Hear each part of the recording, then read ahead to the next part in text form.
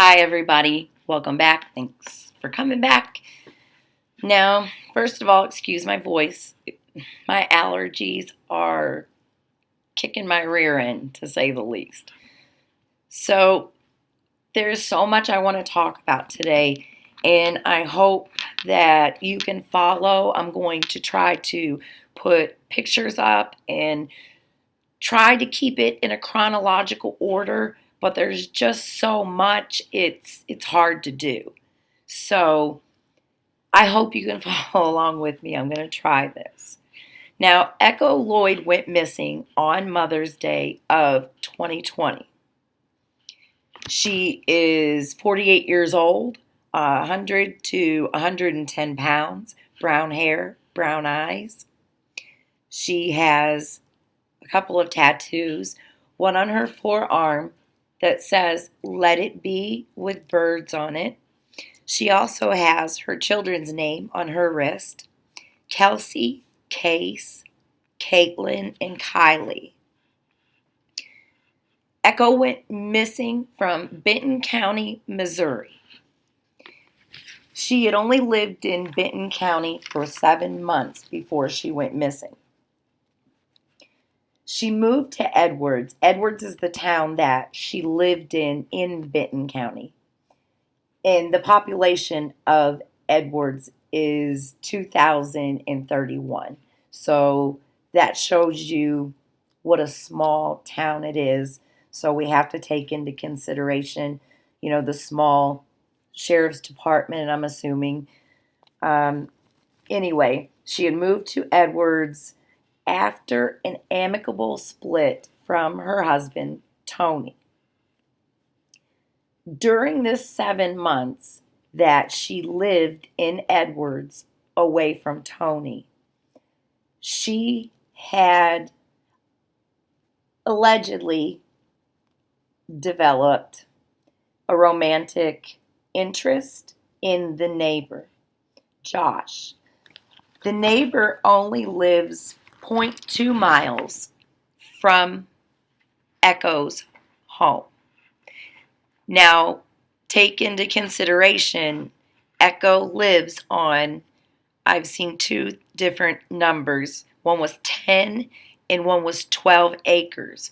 So that shows you how far out in rural this area is.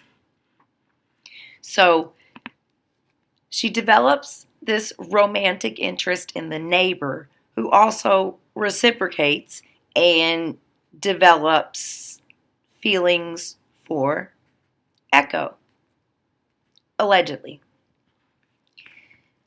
Now, maybe those feelings may have been reciprocated a little too much, because she felt as if he was moving too fast and moving in on her, invading her space, which seems perfectly sensible considering she had been married for 4 years and she had only been away from her husband for, 7 months.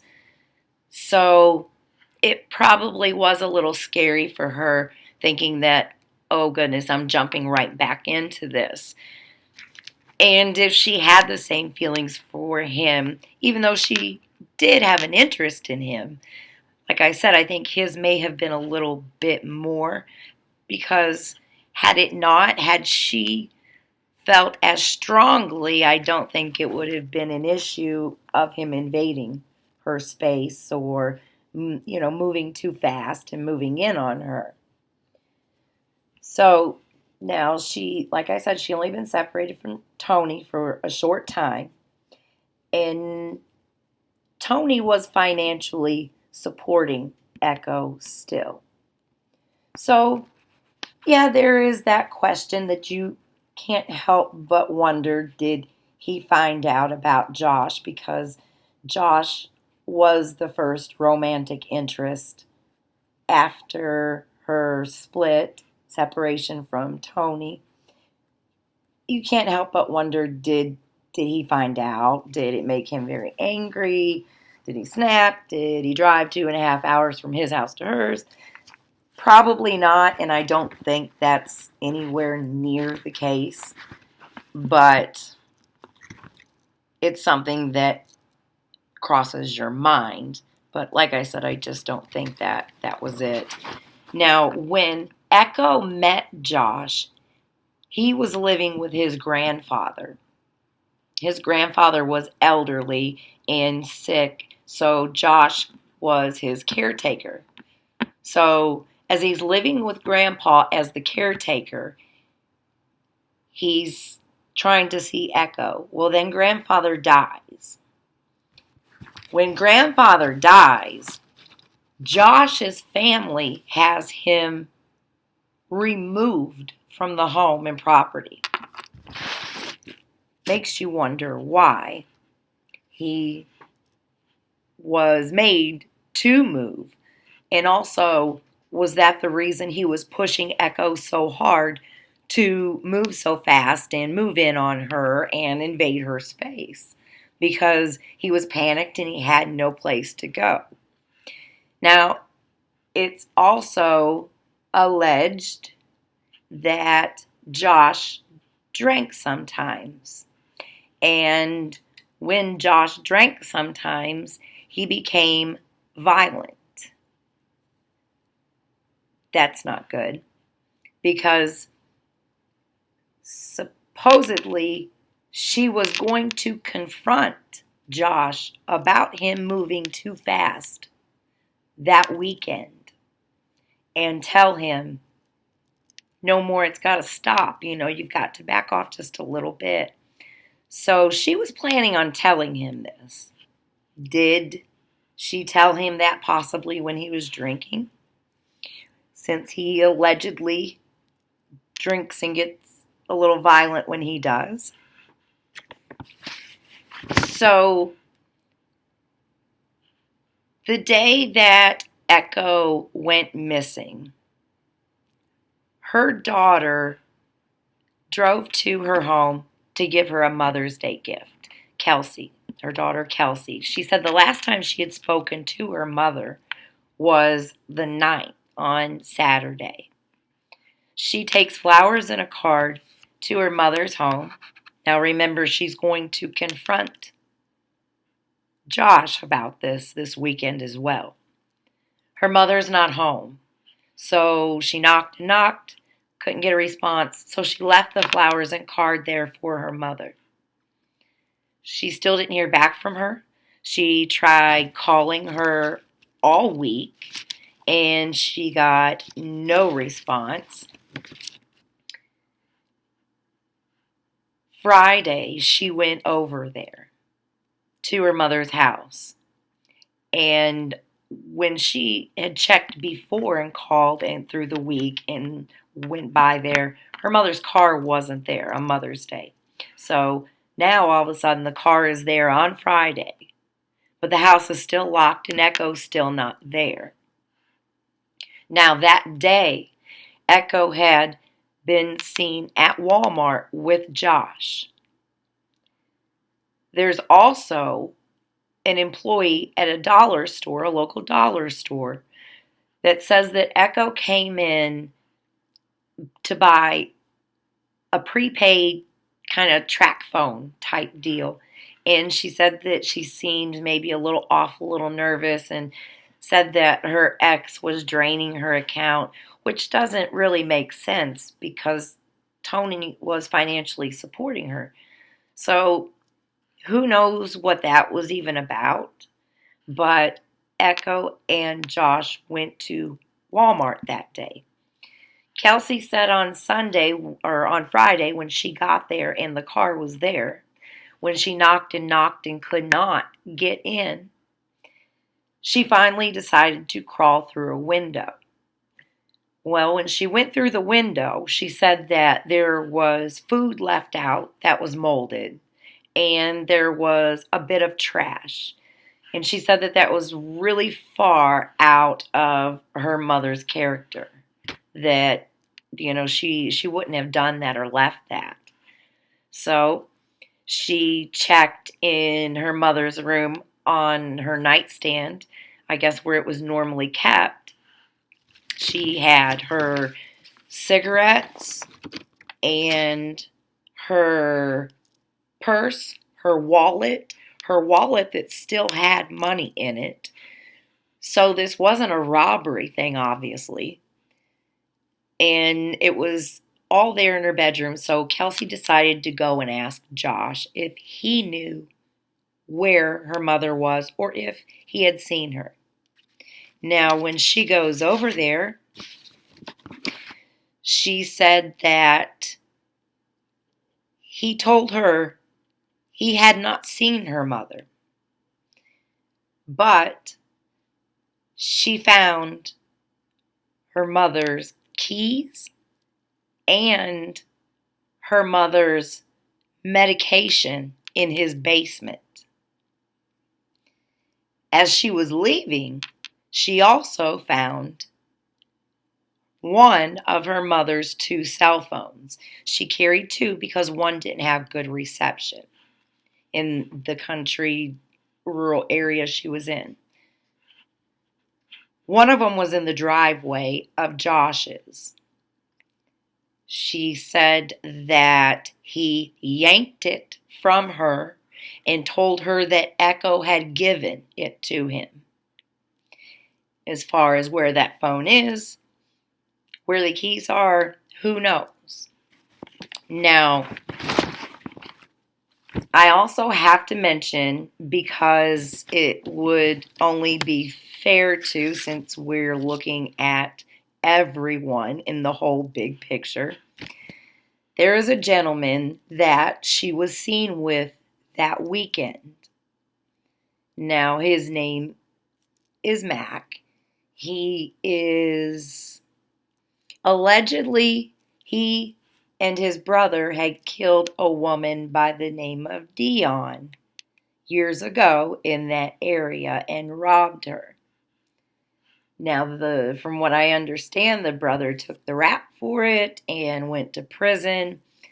And also, this Mac is supposed to register. And right now, if I'm not mistaken, he has failed to register. So, considering she was seen with him by neighbors, I guess you have to take that into consideration. But she wasn't robbed. You have to look. My questions are, why haven't we been told what Echo was wearing that day?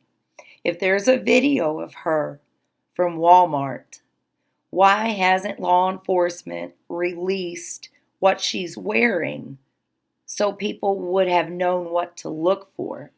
Not only that, but why haven't they given an official statement on it?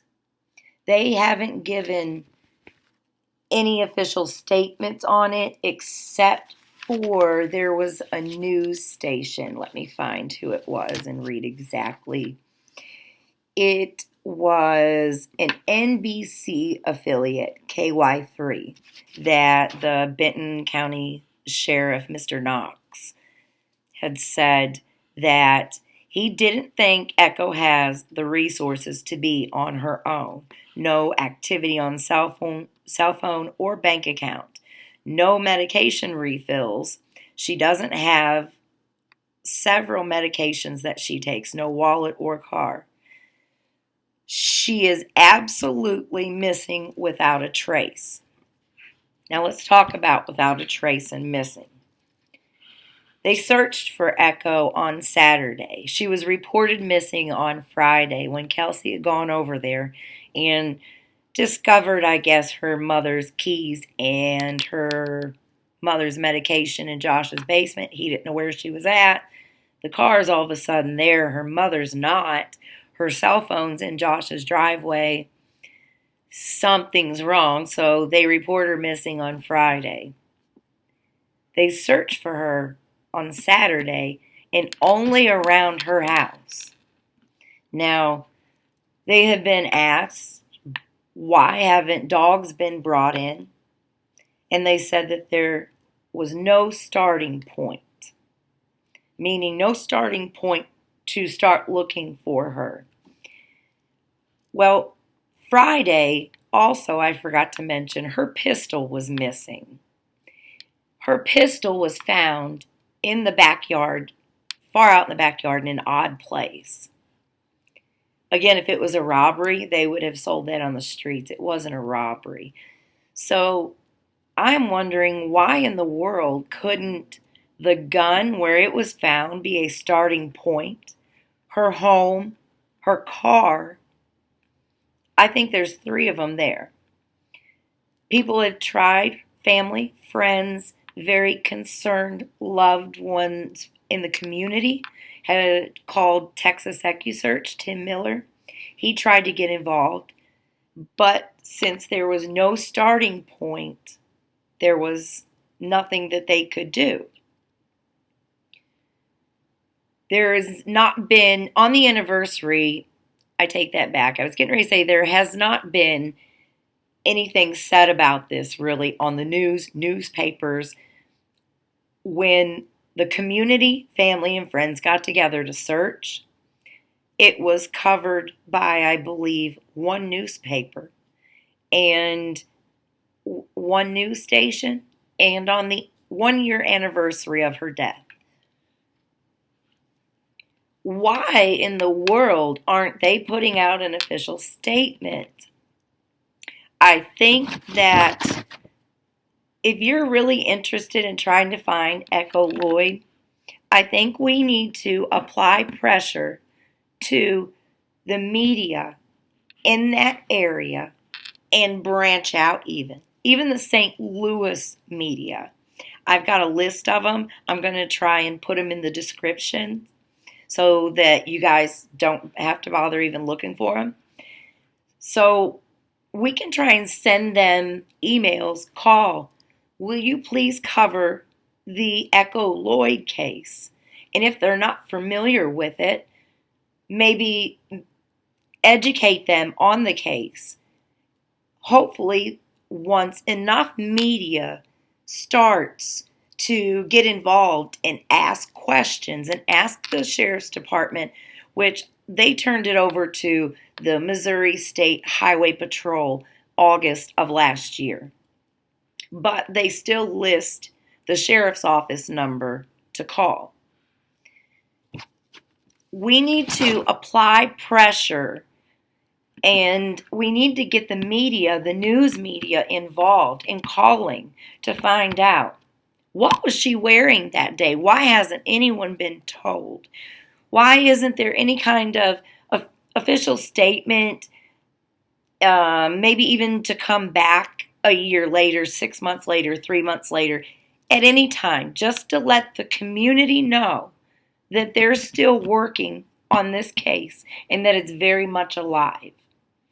Now, like I said, it has been handed over to the Missouri Highway State Patrol, and it is Sergeant Mike P.